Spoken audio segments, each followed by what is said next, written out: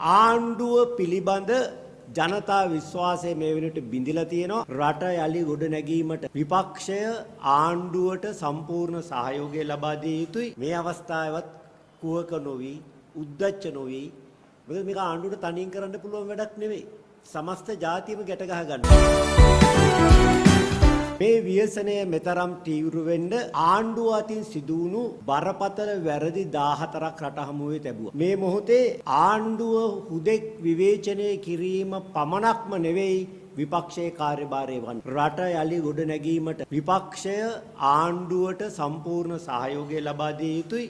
ආණ්ඩුවට ඒ සඳහා විපක්ෂයේ අධ්‍යක්ෂකීම් ඇසුරෙන් මඟ පෙන්වීම කළ යුතුයි. ඒ නිසා පිවිතුරු හෙළවුරුමේ තීරණය කළා විවෘත සංදේශයක් කරහා රට යලි ගොඩ නැගීමට 25 වැදෑරුම් යෝජනාවලියක් රට යලි හදන මග ලෙස ගරු ජනාධිපති අනුර දිසානායක මැතිතුමාට යොමු කරා. අපේ මේ යෝජනා 25 පළවෙනිම කාරණය තමයි ආණ්ඩුව පිළිබඳ ජනතා විශ්වාසය මේ වෙනට බිඳිලා තියෙනවා. මැතිවරණ වේදිකාවෙත් ඊට පසු ජයග්‍රහණයන්ගෙන් පසුවත් ආණ්ඩුව ඉදිරිපත් කරපු බොහෝ කාරණා මේ වෙන විට මුසාවන් බවට පත් වෙලා තිබෙනවා. ආණ්ඩුවේ නායකයන් කියන්නේ බොරුය කියලා සමාජ විශ්වාසයක් ඇති වෙලා තිබෙනවා. මේ වෙන විට සමාජ මතයක් ගොඩනැගිලා තිබෙනවා.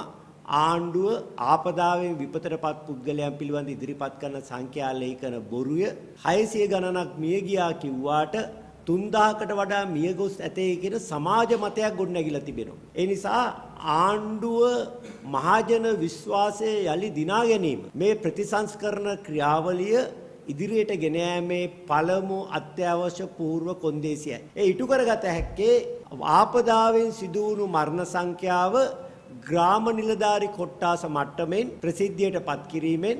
එතකොට ජනතාවට හැකියාවක් තියෙනවා තමන්ගේ ගමේ සිදුවුණු මරණ හරියට මේ ලේඛනයට දාලා තියනවාද ඒ ඉලක්කම හරි කියලා දැක්කම ආණ්ඩුව ඉදිරිපත් කරන සමස්ත යෝජනාවලියන් තුලම ගැනම රටේ ජනතාවට යලි විශ්වාසයක් ගොඩනගා ගන්න පුළුවන් වෙනවා. ඒ වගේම ආණ්ඩුවේ නොසලකිල්ල නිසා මෙවන් විපතක් සිදු වුණාය.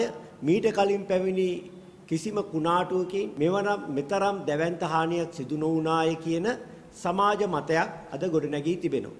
ඒ නිසා ආණ්ඩුව මේ සම්බන්ධයෙන් ජනතා විශ්වාසය යලි ගොඩනගා ගැනීමට නම් කල යුතු වන්නේ මෙම මහා ව්‍යසනයේ සිද්ධ වුණේ රාජ්‍ය යාන්ත්‍රණයේ යම් නොසලකිලිමත් භාවයන් නිසාද ඊට වගකිවිය යුත්තේ කවුද අනාගතයේ මෙවැනි ව්‍යසනයක් සිදු නොවීමට ගත යුතු ක්‍රියාමාර්ග මොනවාද යන්න විමර්ශනය කර නිර්දේශ ඉදිරිපත් කිරීමට පාර්ලිමේන්තු තේරීම් කාරක සභාවක් පත් කිරීම. පාර්ලිමේන්තුවේ අපට වුණ මේ ඔබතුමාලගේ උපදෙස් අපට අවශ්‍ය නැහැ කියන කතාව කියුණාද ඔබතුමා මේ යෝජනාවක් කරලා ඒගොල්ලෝ පිළිගන්නේද මේගොල්ලෝ මෙහෙමයි. ජීන් පියාජිගෙන් අධ්‍යාපනඥයා වරක් ප්‍රකාශ කළා අස්සයා ජලයට රැගෙන යෑම අසරුවාගේ කාර්යයක් වුවත් ජලය බීම නොබීම අස්සයාගේ කාර්යයක් කියලා. අසරුවාගේ කාර්යය අපි කරා අස්සයාගේ කාර්යය කරනවද නැද්ද කියන එක ආණ්ඩුවට බාරයි. මේ අවස්ථාවේවත් කුවක නොවි, උද්දච්ච නොවි. මොකද මේක ආණ්ඩුවට තනියෙන් කරන්න පුළුවන් වැඩක් නෙවෙයි. සමස්ත ජාතියම ගැට ගහ ගන්න.